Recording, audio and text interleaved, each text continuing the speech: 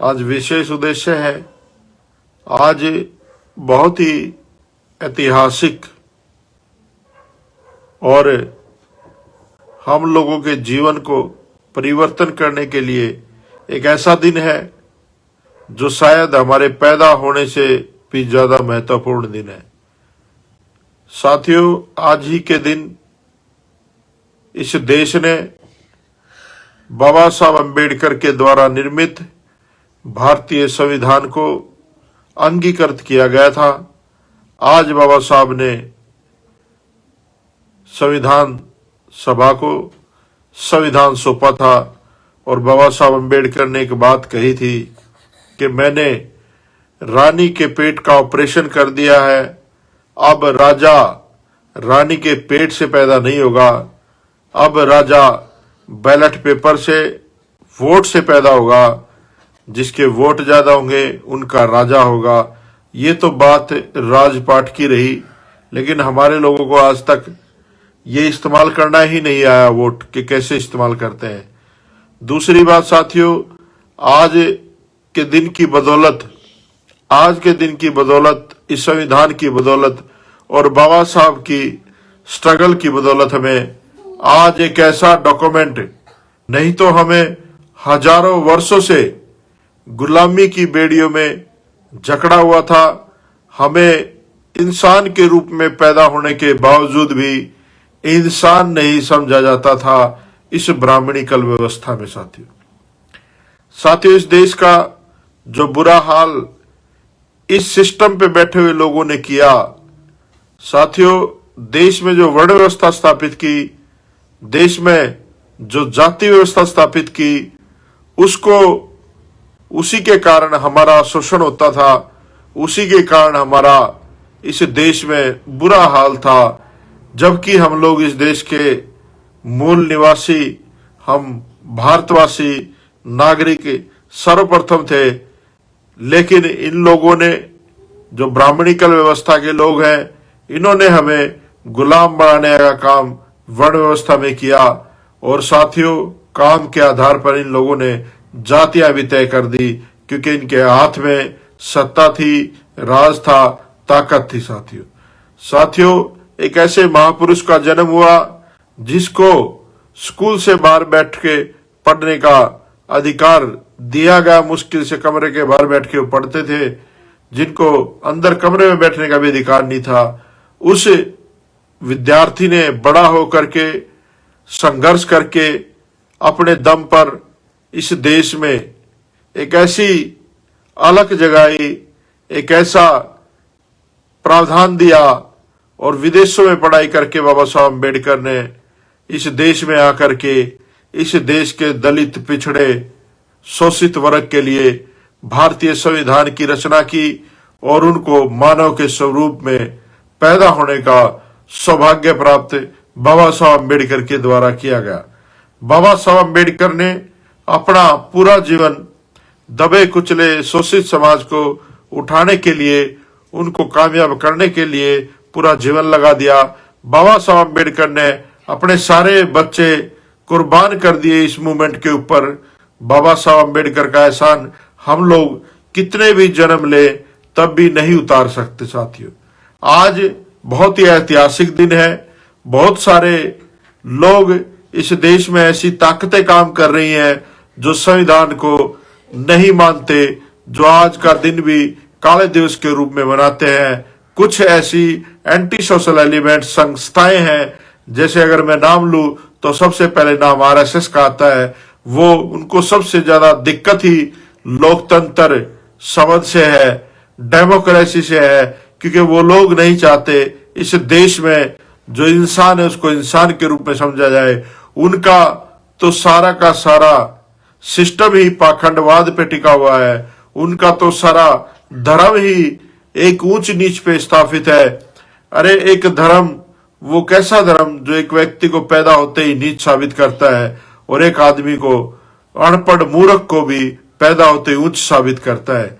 तो आज सोचने का विषय है और आज एक ऐतिहासिक दिन है और इस देश के इतिहास में आज का दिन दर्ज किया जाएगा, क्योंकि आज एक ऐसी घटना इस देश में देश की राजधानी में हुई है, जो शायद इस घटिया मानसिकता की सरकार को उखाड़ के फेंकने में शायद कामयाब हो सके। साथियों, मैं मेरे बहुजन समाज के लोगों से एक अपील करना चाहता हूं कि आज आपको सीखने की जरूरत है।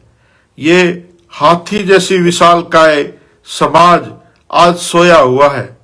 आज भी अगर आप लोग नहीं जागे तो आप लोगों को उसी गुलामी में धकेलने में ज्यादा समय नहीं है। 2024 तक ये लोग वो काम कर देंगे। आज जो दिल्ली में हुआ वो एक ऐतिहासिक क्षण था और हमें उस क्षण से सीखना चाहिए। इस देश में पिछले करीब 2 महीने से किसानों का आंदोलन चल रहा है। दिल्ली के सारे बॉर्डरों पे किसान बैठा है, भूखा प्यासा, आंधी आए, तूफान आए, बारिश आए, ओले पड़े या बर्फ पड़े, कुछ भी हो, लेकिन किसान दिल्ली के बॉर्डरों पे जमा हुआ। पूरी सर्दी बुजुर्ग लोगों ने, हमारी बहन बेटियों ने, महिलाओं ने, छोटे छोटे बच्चों ने अपने सिर के ऊपर से उतार दी। खुले आसमान के नीचे वो लोग रह रहे हैं। कभी उनको खालिस्तानी कहा जाता है, कभी पाकिस्तानी कहा जाता है, कभी आतंकवादी कहा जाता है, पता नहीं क्या क्या उनको कहा गया। तो उन लोगों ने आज एक ऐतिहासिक मार्च दिल्ली में निकाला और जहां दिल्ली के लाल किले से देश का प्रधानमंत्री संबोधित करता है, वो लोग वहां तक पहुंचे। और साथियों, उन लोगों ने वहां निशान साहब और किसानों का झंडा बुलंद किया। और ये बात बिल्कुल गलत फैलाई जा रही है इस गोदी मीडिया के द्वारा कि उन्होंने राष्ट्रीय झंडे को हटा करके उस झंडे को, जो है ना, किसानों वाले झंडे को उन्होंने वो वहां पर लगाया है। तो ये आप लोगों को समझना पड़ेगा कि इस देश की मीडिया बरगलाती है, सिर्फ दलालियां काम करती है। मोदी अगर कुछ भी कर दे उसको बढ़ा चढ़ा के बताने का काम करती है। साथियों, किसानों ने जो आंदोलन किया दिल्ली में, हमने देखा है वो आंदोलन पूरा सोशल मीडिया के माध्यम से, टीवी के माध्यम से या और जो सही चैनल से उनके माध्यम से किसानों ने उस झंडे को कोई भी हाथ नहीं लगाया।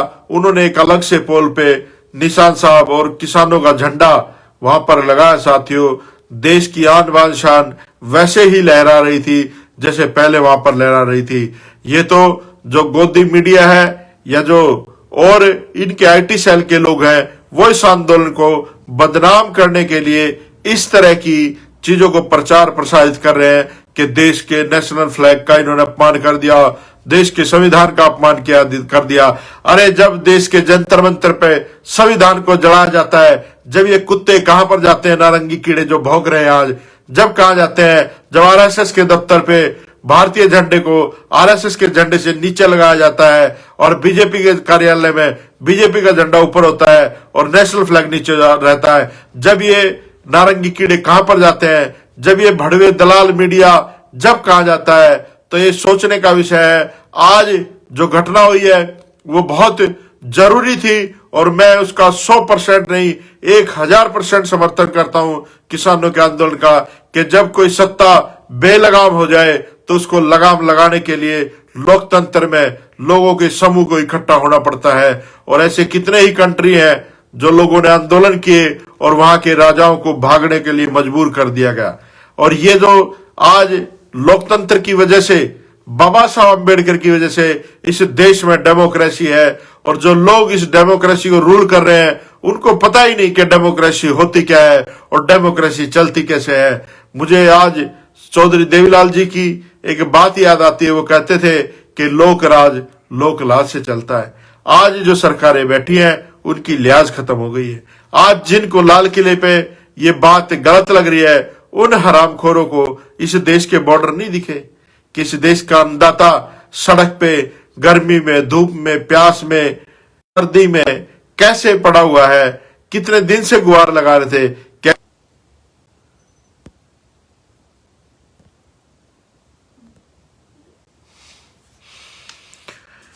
ये जो गूंगी बैरी सरकार है, ऐसी सरकारों के कान खोलने के लिए इस तरह की घटनाएं अगर होती हैं तो वो गलत नहीं है। साथियों, आज का जो समय है वो बहुत ही सोचने का समय है और मैं तो कहूंगा कि इस बहुजन समाज को सीखना चाहिए आज के आंदोलन से।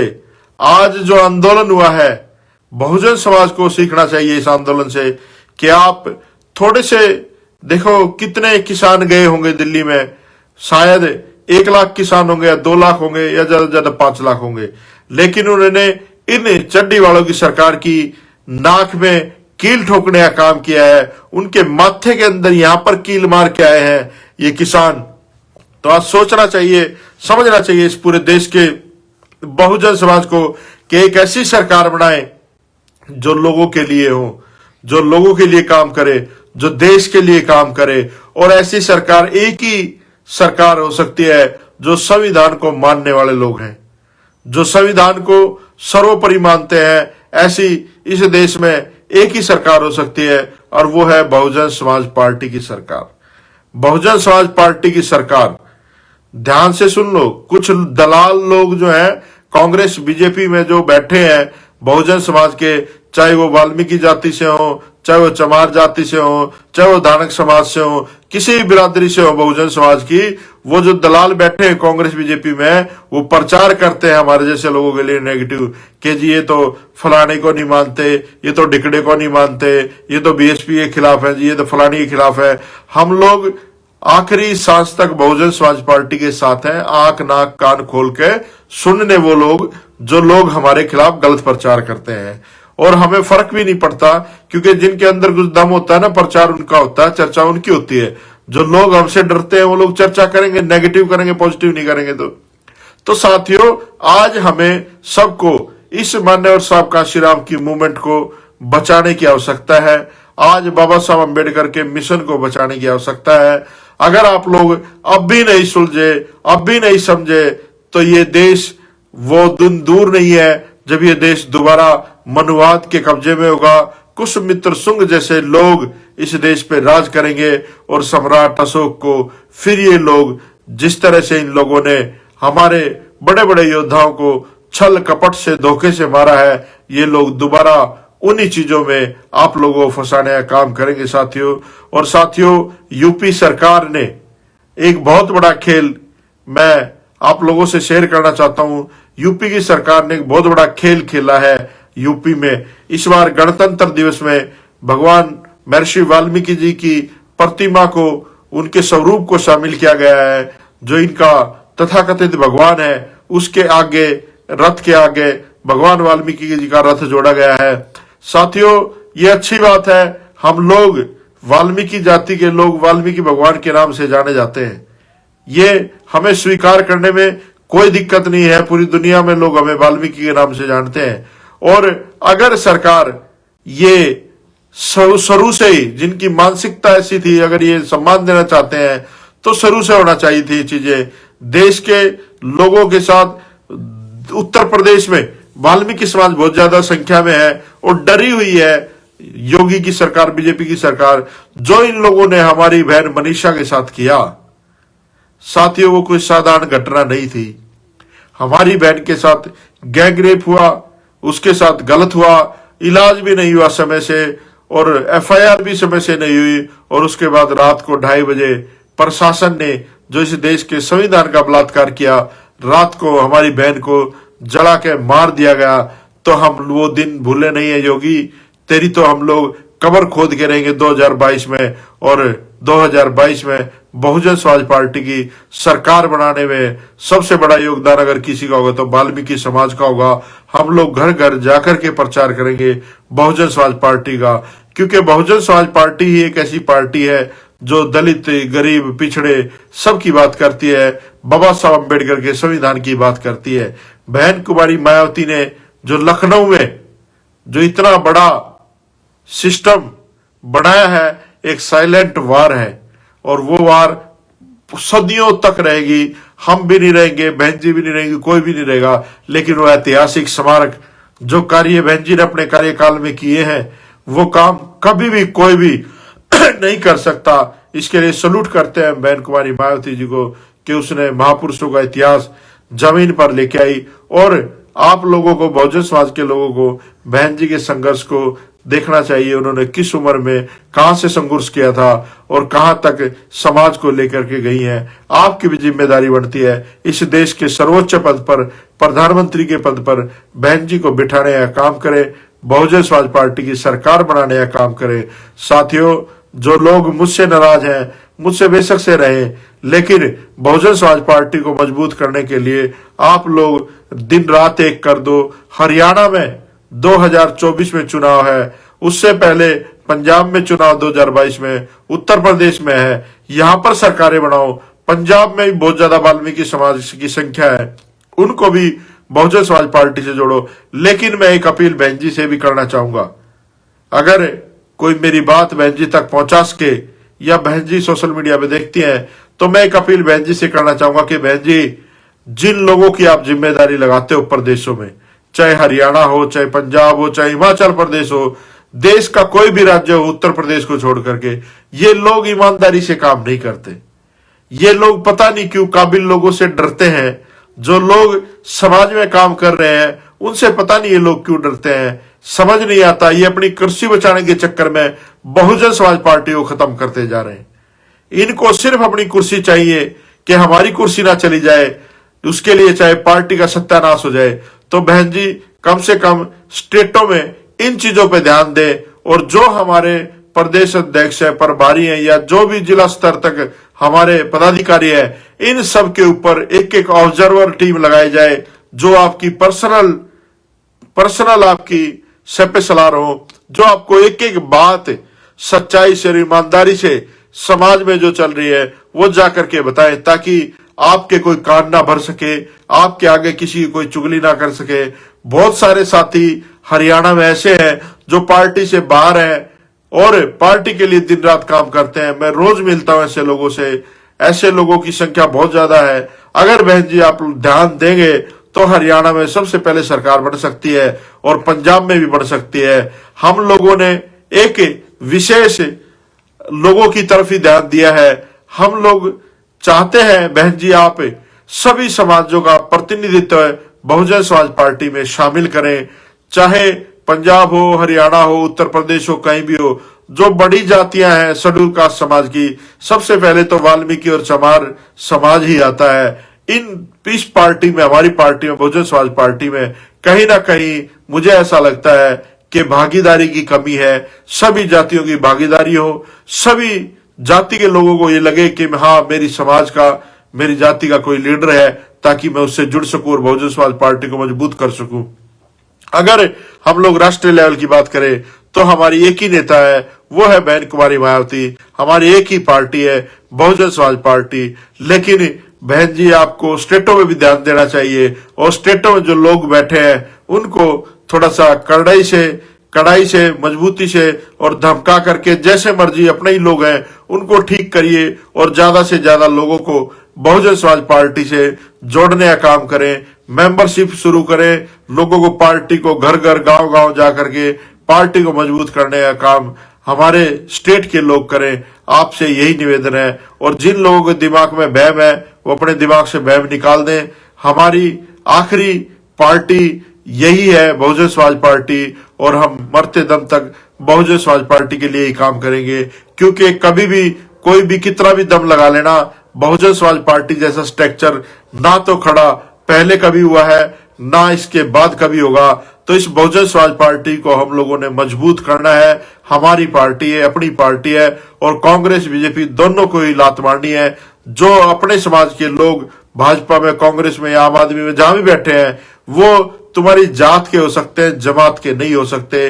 वो समाज के दलाल हैं और इन दलालों से सावधान रहना है। आज के दिन आप लोग सीख लो पंजाब के इन किसानों से, जिन्होंने जाकर के लाल किले पे तिरंगे के साथ साथ किसानों का झंडा और निशान साहब जाकर के टांगा। लेकिन आज एक थोड़ी कमी रह गई उन किसानों से। अगर एक नीला झंडा जय भीम का वहां पर और गाड़ देते तो ये देश पूरा एकत्रित हो जाता।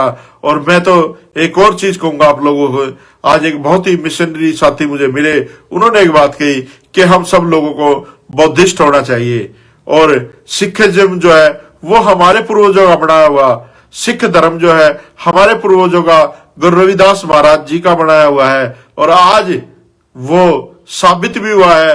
आज लाल किले पर जो किसान का झंडा लगा, आज गुरु रविदास जी महाराज की बात मुझे याद आती, उन्होंने कहा था कि ऐसा चाहूं राज में जहां मिले सबन को अन्न, छोट बड़ा सब सम बसे रदास रहे प्रसन्न। तो सरकार की जिम्मेदारी होती है कि देश के सभी नागरिकों का ध्यान रखे, लेकिन ये सरकार सिर्फ एक विशेष वर्ग की सरकार है, पाखंडियों की सरकार है, जाहिल लोगों की सरकार है। तो इससे बचने की जरूरत है, ऐसे लोगों को सत्ता से उखाड़ फेंकने की जरूरत है। मान्यवर साहब काशीराम का वो नारा आज गली गली में घर घर में गूंजना चाहिए कि वोट हमारा राज तुम्हारा नहीं चलेगा साहब। और एक और नारा साहब काशीराम ने दिया था आप लोगों को कि निकलो बाहर मकानों से, जंग लड़ो बेईमानों से। अगर आज आप लोग नहीं निकले अपने घरों से, अपने मकानों से, अपने ऐशो आराम से नहीं निकले इस समाज को बचाने के लिए, संविधान को बचाने के लिए, तो तुम्हारी आने वाली पुस्तकों को गुलामी के रास्ते पे जाने से कोई नहीं रोक सकता। ये ब्राह्मणिकल जो व्यवस्था है, ये समाज को बर्बाद करने के लिए, आप लोगों को गुलाम करने के लिए, इस संविधान को मिटाने के लिए। आज मैं हिंदू महासभा का एक लेटर देख रहा था जिसने रामनाथ कोविंद जी को, राष्ट्रपति को लिखा कि इस देश के संविधान को निरस्त करके धर्म के रूप में इस देश में मनुस्मृति लागू होनी चाहिए। मैं कहूंगा कि वो राष्ट्रपति दलित नहीं है, वो राष्ट्रपति दलाल है। पैदा जरूर हमारे समाजों में हुआ है वो, लेकिन वो आरएसएस का चड्डी का तैयार किया हुआ एक व्यक्ति है। छी है ऐसे व्यक्ति पर जिसने बाबा साहब अम्बेडकर के संविधान को भी बदनाम किया, उसकी वजह से उस पद पे बैठा है और आज चुपचाप बैठा है। ऐसे नालायक लोगों को तो गली का प्रधान भी नहीं लगाना चाहिए। इन लोगों ने देश का उसको राष्ट्रपति बना दिया।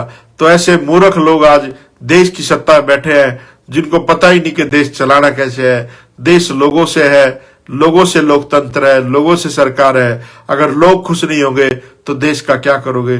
तो साथियों, आप लोगों से अपील है, इस किसान आंदोलन को बदनाम करने की जो साजिश चल रही है, आप सभी लोग सोशल मीडिया के माध्यम से और माध्यम से, फोन के माध्यम से लोगों को समझाओ कि आज हर व्यक्ति को किसान के साथ खड़ा होना है। जो किसान नहीं है, जो किसान के साथ नहीं है, वो इंसान नहीं है, वो जानवर के तुल्य है। अगर आज आप लोग इस आंदोलन में इन किसानों के साथ नहीं खड़े हुए तो कल को जब आपकी पुश्तें आएंगी और आपसे पूछेंगे कि जब इस देश में इतनी बड़ी घटना उथल पुथल हो रहा था तो आप लोग कहां थे, तो आपकी आंखें शर्म से ना झुके। अपने बच्चों के, अपने नाता नाती, पोता पोती की आंखों में आंखें डाल के बोलना कि बेटा हम भी उस किसान आंदोलन में कहीं ना कहीं भागीदार थे और हम भी उस विचारधारा के साथ थे जो बाबा साहब अम्बेडकर की विचारधारा है, जो फुल्ले की विचारधारा है, जो सर छोटूराम की विचारधारा है। और मैं तो कहता हूं, अगर ये किसान गलत है, अगर ये आंदोलन गलत है, तो इस देश की सरकार रेफरेंडम कर ले और पता चल जाएगा कि सरकार गलत है या इस देश के लोग गलत है। साथियों, बाबा साहब अम्बेडकर के मिशन से जुड़ो, बाबा साहब का संघर्ष सीखो और इस देश के संविधान को बचाने का काम करें। जय भीम। इसी के साथ नमो बुद्धाय। आप लोगों ने इस मैसेज को देश के कोने कोने में, दुनिया के कोने कोने में पहुंचाना। नेशनल दस्तक की आपसे गुजारिश है कि अगर इसको बचाना चाहते हैं तो नेशनल दस्तक को सब्सक्राइब करने के लिए रेड कलर के सब्सक्राइब बटन को दबाएं, फिर बेल आइकन की घंटी दबाएं। नेशनल दस्तक को बचाने के लिए बहुत जरूरी है कि हर खबर को शेयर करें, लाइक करें, कमेंट जरूर करें।